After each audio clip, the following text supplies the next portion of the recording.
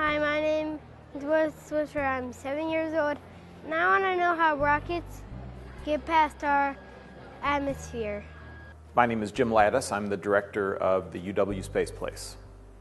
Rockets that are launching things into space, satellites, let's say, into space, or space probes to go off somewhere else in the solar system, do have to get past the Earth's atmosphere, but they don't have any trouble doing it, really. The atmosphere is the biggest problem.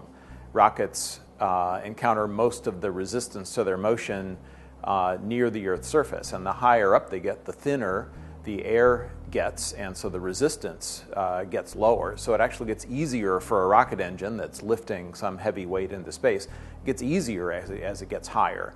There is something that you commonly see, though, that tells you that there's a lot of work going on closer to the Earth's surface than higher up, and that is that as a rocket typically burns up its fuel, it's the fuel that's actually propelling the rocket away from the Earth, and it burns up the fuel, so more and more, basically the gas tank gets emptier and emptier. Usually there are two tanks, and they're both largely empty by the time you would get high above the Earth's surface.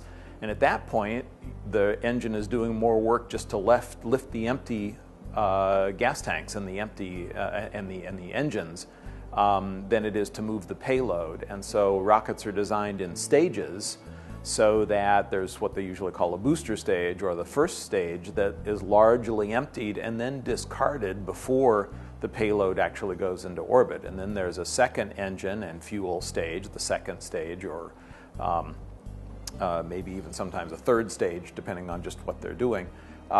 So it gets a little bit complicated in part because of all the work that the rocket engine has to do near the Earth's surface, but it actually gets easier as they get higher rather than harder.